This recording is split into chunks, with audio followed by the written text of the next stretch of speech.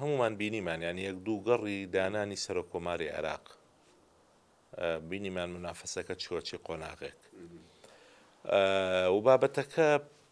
پەیوەندی بە هەندێک شتەوە هەیە کە پەیوەندی بە وڵاتانی دەرەوەی عێراقیش هەیە بە وڵاتانی ئەقلیمەوە هەیە و دیارە کە ئەگەر پارتی خۆشی ویستی هەبێ بۆی کە کەسێک من ناڵم لە ماڵباتی بارزان کەسێک بکە بە سەر و کۆمار بینیمان لە قیسەی کاگوشیارەچی بەسەرهات ئەوەنە و عێراقیەکان نین بەتەنها ئەوەکەن و لە دەرەوەی عێراقیش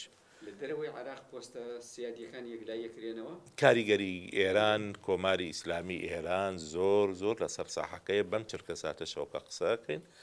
و لە زۆر وێزگە ئەسڵەن نێوماڵیشی خەریکی بەریەکەوتنی گەورە بوون کە کۆماری ئیسلامی ئێران یەکی خستونەتەوە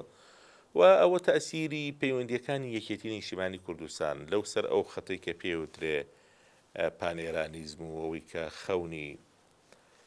کۆماری ئیسلامی ئێران بوو بە هیلالی شیعیەوەوان و تا ینی جەناب تەزانی مەحسوبە لەسەر ئەوە